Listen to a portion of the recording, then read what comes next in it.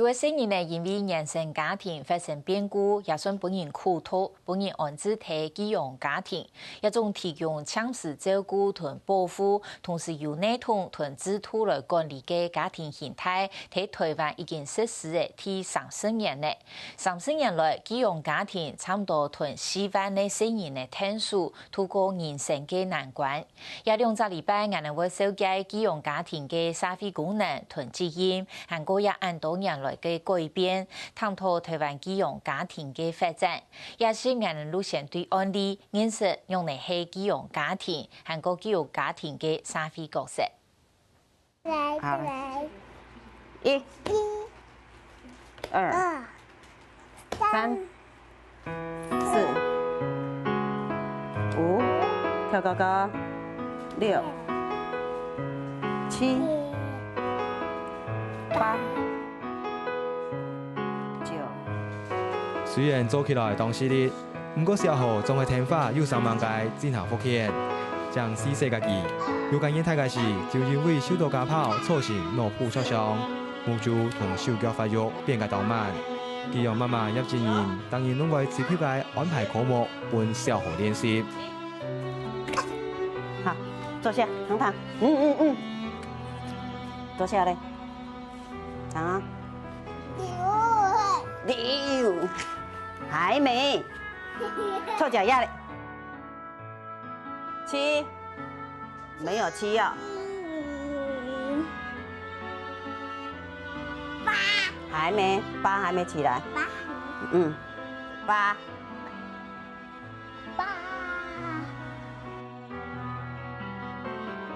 脖子、手、腰的力，他要自己起来，要脖子要用力，啊，脊椎，他的脊椎才会，他腰没有力啊。这手只是给他辅助而已，辅助啊哈，让他說，哎，因為他的腰還不夠力啊，然後讓他有一個精神寄託。就連10點鐘嘅時節，葉靜瑩也會挑第2小號，祈禱嘅面前食。佢當來個降金黃糠啊，南電說用像黃糠安尼吃，啊後尾個必搓一下，我練個腳力，調試很離奇嘅，順便安尼說較夾，又說較大啊，啊就比安尼個呢啊，比學啊，就靠順勢練啦。還沒。對日常生活當中，經期復健，延半以來，小號嘅狀況進步當家。1年半以前就我卡降金黃糠，3歲10月咯，降金無糠咯。半年以後佢會行路啊，仲係像19歲安尼行路添啊，都一下來都會出個拿筆嘅飲茶。在這裡，在這裡，我的朋友在這裡，你壞嘞。你壞嘞，唱哦，沒有唱誒。好。是托安置機構做過6年教保工作嘅葉靜瑩，退休了後一時閒落來，延半前加入寄養家庭嘅行列，照顧2個是本人苦痛嘅成人。頭擺講愛病愛存錢啦，一下做得本成人嚟存呢，啊我成人係咪了嘅呀？啊我就想講做得做啊，閒做得做啊，嗬就。天數啊嚟咩？親手很有用咩？嗌很有用，唔可以講哦，嗬，都卡專門哦，嗬，看天花板，啊，你行來行去，行冇地方去咩？屋卡多了2個成人，也看鬧熱，這些小號同小小，攏係發展氣氛嘅成人，照顧起來特別辛苦。就用怪啊！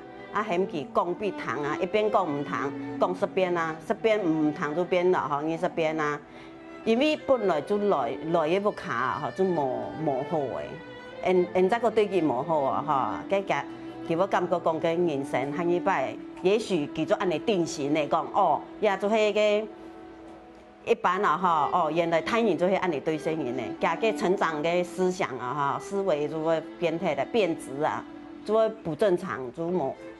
做唔得來，要好棒哦！好，上去，小心啦！不要踢到，不要试，脚跨上去，跨上去就好，不要试，棒哎！就像小學練習上下流太空款，還係愛一遍又一遍搞記需要注意嘅素材。生活當中有力量嘅聲音做伴，葉靜怡講便該當重視。像葉靜怡安尼提供原生家庭發生變故嘅聲音，而家係暫時生活嘅素材。專業項按做寄養家庭，目前全台灣有1500外界。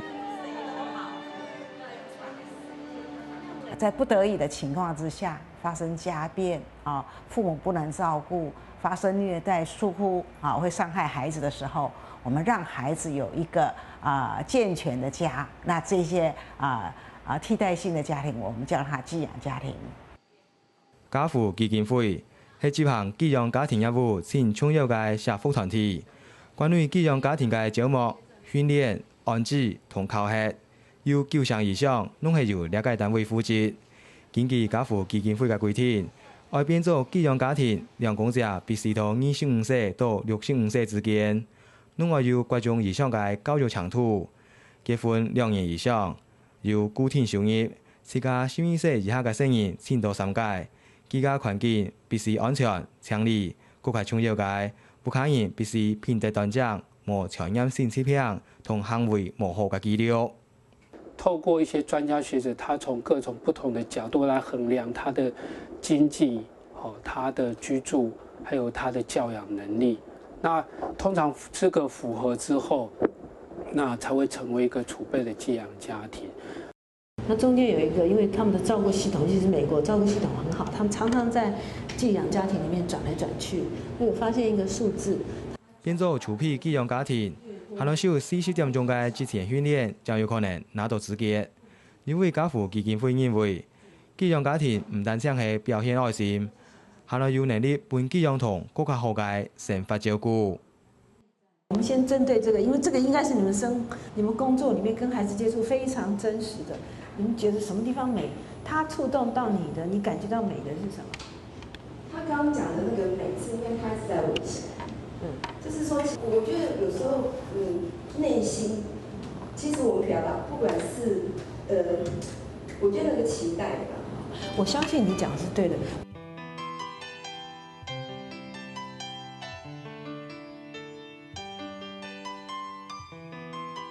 寄養兒童的類型其實都一直在轉變中。那從過去，我想大概20-20年前，我們的寄養家庭比較是在那個叫做經濟不夠就是養不起孩子的時候這些來源的那個孩子可能是我們的寄養兒童。可是這10幾年來已經變成叫做兒保就是受暴孩子。那受暴孩子的類型又有很多種啊。那到最後要確認他是不是符合資格的時候，那都是要經過政府的一個認可。那這個程序跑完了以後，這些寄養家庭就可以拿到一個政府所發給的一個合格證書。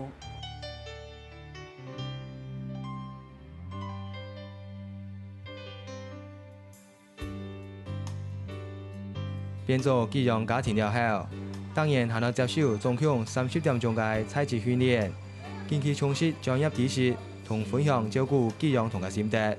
平常時社工也會定期到寄養家庭訪視、督導同評鑑。那訪視當然是除了說了解孩子的狀況，其實也在跟寄養家庭做一些行政溝通，那了解譬如說他在照顧上有沒有什麼問題？不只是教養孩子，或者是學習上的問題。那借由我們所謂的社工老師的家訪，可以提供一些資源，提供一些協助。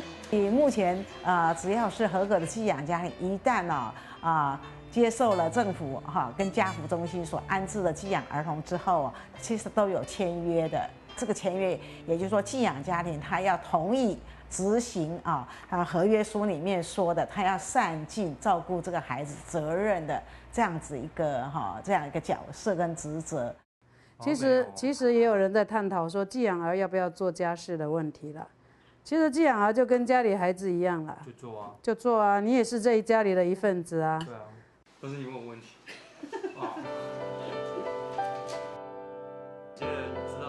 5年前，黄秀荣开始做寄养妈妈，已经照顾过5个寄养童。两日，第1个寄养童陈继伟将来看见，其特别欢喜，不卡唱个谱就拿来做了包水饺。其实你也可以去看看泡泡都在干嘛。对，在干嘛？对啊，那些人都有什么意思啊？上那个啊，是啊，是啊，是啊，对。所以才会这么巧遇到马哥。哈哈哈哈。黄秀荣当校同寄养童转做裸体裸卖，教育方式也较开放，所以就算照顾半条上嘅寄养童，还能使得相处嘅当融合。所以見到一來嘅時間係注意裝單嘅俾看，反映起來，還介紹講係呢副下有乜嘅人，嚇，還多啲副下有乜嘅規矩，嚇寫出來，還個講有乜嘅想法，睇啲聲音點樣係做先生嘛，聲音會翻乜嘅法炮，你全部做得把多了哈。他不會說啊，你讀書一定要讀書，一定要讀書，你不去讀書就會怎樣。然後他反而就覺得，你既然要玩電腦，那好玩電腦，那就玩強一點，玩到出國比賽。他鼓勵我說，那你真的想要玩電腦，那就努力啊，越拼命去玩，那就把它玩得很好，不要只是玩一玩就只是當休閒而已玩。喺當時，喺黃秀榮嘅鼓勵之下，陳繼偉上網研究電腦，愛上大學2年生嘅佢。目前已經有4張電腦相關證照，佢感恩黃秀榮託其母阿爸照顧嘅時來聽修，本期無論係生活也係教育行，攏有了把口。假如沒有他們的那些幫助的話，我說不定現在可能社會新聞都還說不定還看到我什麼打架啊，不然就是吸毒那些啊，可能就是因為他們會說，他們會鼓勵我說你。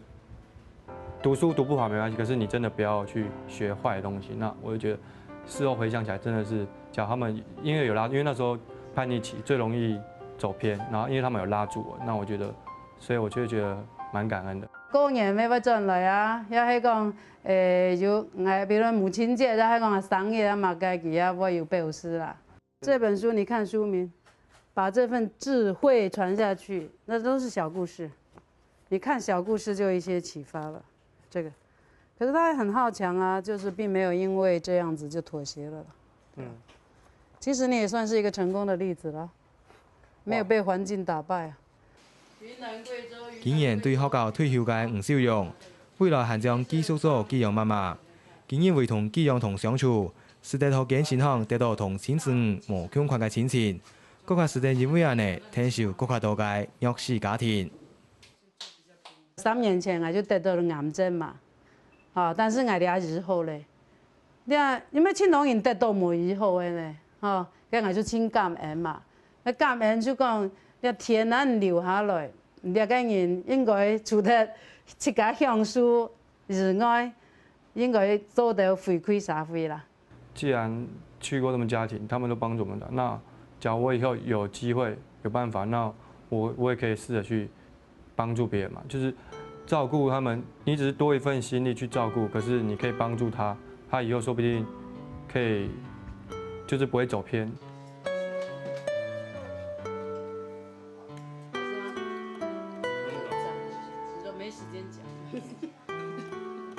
你係一個寄養媽媽同私立寄養童，喺寄養家庭體內之下所立下嘅信念，平凡唔過實係當遺態。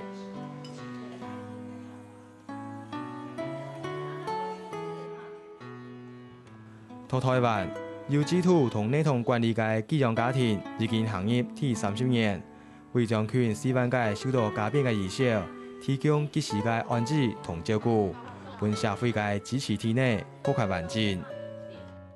那我們過去寄養的這個制度還沒有產生的時候，他可能這些孩子就被安置在機構嘛，比如說育幼機構啊、兒童的什麼照顧機構，那過的那種是比較機構式的生活。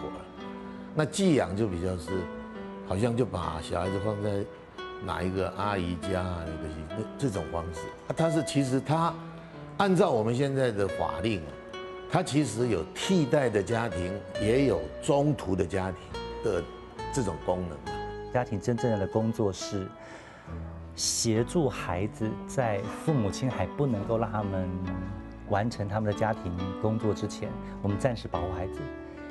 也可以让弱势家庭在这样子的一个短暂替代性的照顾期间，帮助这个家庭能够尽早的恢复家庭功能，然后早一点让自己的孩子能够返回原生家庭。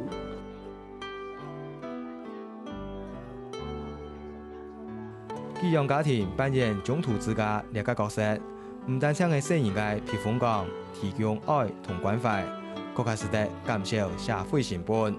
减少社会的这种变动，因为这些孩子如果没有得到很好的照顾的话，将来恶性循环暴力的恶性循环，这一块社会成本非常非常的高。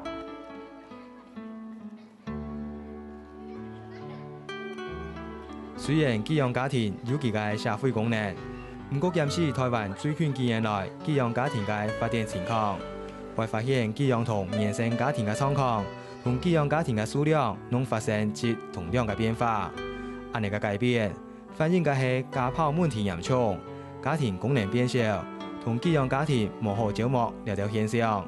也可能係寄养家庭制度健全同發展算係完整嘅台灣，刷下來係突破嘅難題。